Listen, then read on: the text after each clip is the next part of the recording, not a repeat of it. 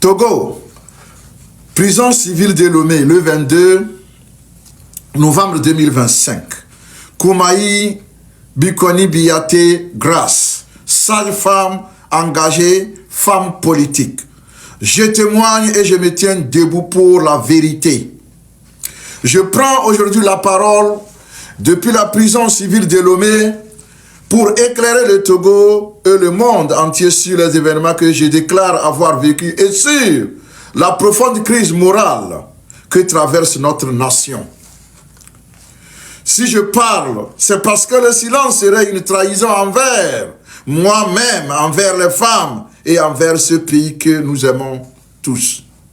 Le 6 juin 2025, dans le cadre des manifestations pacifiques pour réclamer un Togo juste, vivable et vivant pour tous, j'ai été arrêté de manière brutale et en pleine ville de Lomé. Conduite dans un lieu de détention, brigade de recherche et d'investigation, j'ai été, selon mes déclarations, victime de violences, de tortures et de viols. Ce jour-là, lorsque la délégation de la CNDH est arrivée accompagnée des responsables du lieu de détention, je leur ai signalé mes douleurs, notamment au niveau du vagin. Cela n'a suscité aucun secours, aucune humanité. Malgré les menaces, quelques semaines après ma libération, j'ai décidé de témoigner publiquement. Les vidéos étaient celles d'une femme blessée dans sa chair, mais déterminée à faire entendre la vérité. J'ai voulu relire un tout petit peu cette lettre, ce témoignage, cette réaction de Madame Bikoni Biaté, et réaction qui fait suite à la sortie honteuse du gouvernement togolais à travers une certaine, c'est pas chef d'escadron, Amavi et Agba, une femme qui oublie qu'elle est une femme, comme quoi Freud dirait, un malade qui s'ignore, ou bien ici, une malade qui s'ignore. J'ai voulu reprendre cette lettre, ou cette réaction de notre sœur, la digne, Madame Bikoni Biaté Grâce, plus digne que celle-là même qui a lu la réaction du gouvernement, le démenti du gouvernement, démenti que nous avions déjà rejeté, en tout cas il y a de cela quelques jours. Vous voyez la photo de notre frère Nyansi derrière moi, c'est pas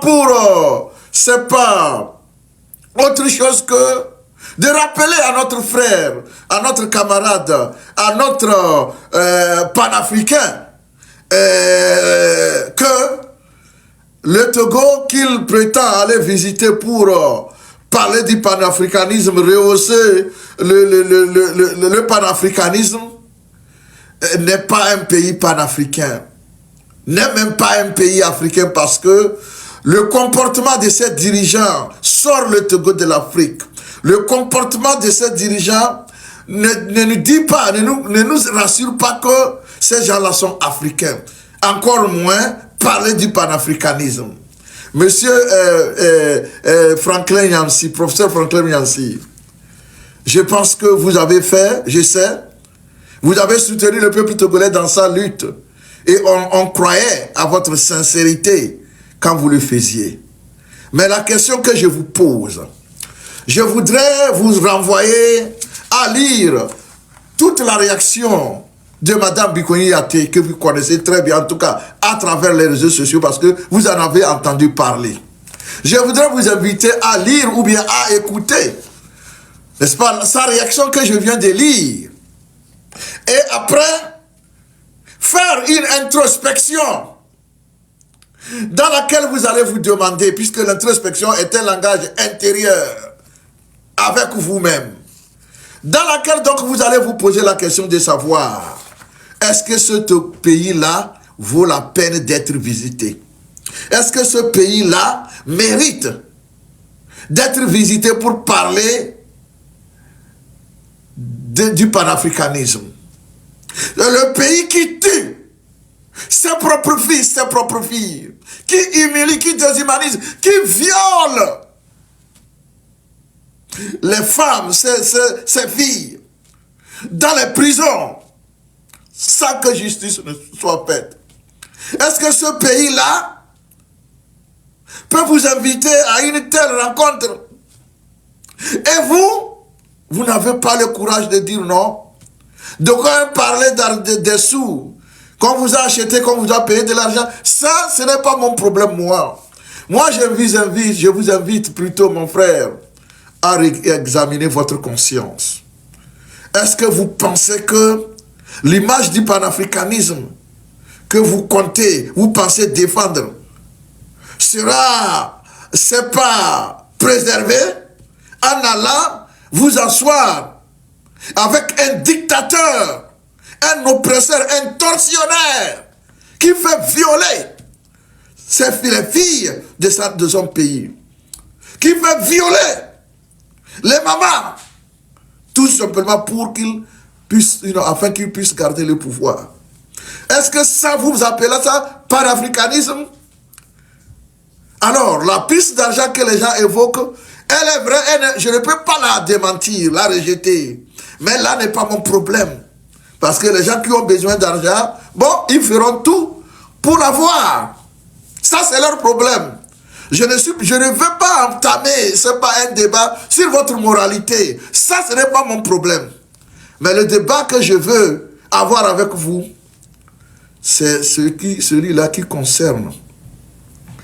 Ce n'est pas votre voyage et la raison de votre voyage, c'est-à-dire pour aller parler du panafricanisme avec des gens qui n'ont rien du panafricanisme.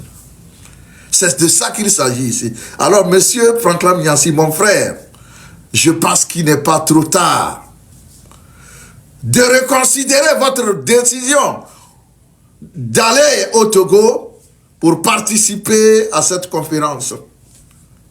Vous-même, vous le savez, que c'est du charme. C'est du faux. Vous le savez mieux que moi. Alors, je ne pense pas que on puisse dire que non, bon, du coup, le Togo a changé. Fort Gnassingbé que vous attaquiez il y a de cela quelques jours, quelques semaines, quand vous parliez de la peur dans laquelle les Togolais naissaient. Nous tous, on a dit que c'est vrai parce que nous vivons cela. Alors, cette peur-là, monsieur Nyansi, elle n'est plus là. Les Togolais sont bien maintenant, mieux traités. Ils peuvent s'exprimer. C'est pour ça que vous allez là-bas accompagner ces faussaires-là, accompagner ces oppresseurs. Vous allez utiliser votre aura pour aller faire ça. Moi, je pense que ça, quand les gens ont de la visibilité, ils utilisent ça pour le bien, non pour renforcer le mal. Votre présence au Togo va contribuer, monsieur Nyansi, à renforcer l'oppression sur les Togolais. Et c'est ça que je regrette. Je vous rappelle que votre présence au Togo dira à Fort Gnassingbé, le dictateur du Togo, que bon, tout ce qu'il fait sur les Togolais, c'est bon. Même les gens qui parlent du panafricanisme à longueur de journée sont là pour accompagner ce projet. C'est pas honteux. Et je m'adresse également à tous ceux-là. On m'a dit que Nathalie Yam aussi ira. Ça fait votre problème. Je vous renvoie à votre conscience. Je vous renvoie à votre dignité de fils d'Afrique et de fils d'Afrique. Est-ce que vous allez accepter accompagner ça? C'est la question que je vous pose. Le reste n'est pas important. Monsieur Nyansi, répondez à la question. Vous allez accompagner ça au Togo? L'oppression?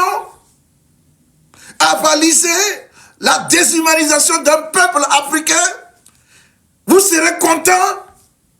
Chers amis, allez en commentaire, dites-moi ce que vous pensez.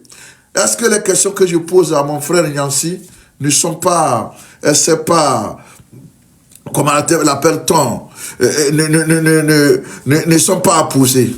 Est-ce que j'exagère? Merci beaucoup.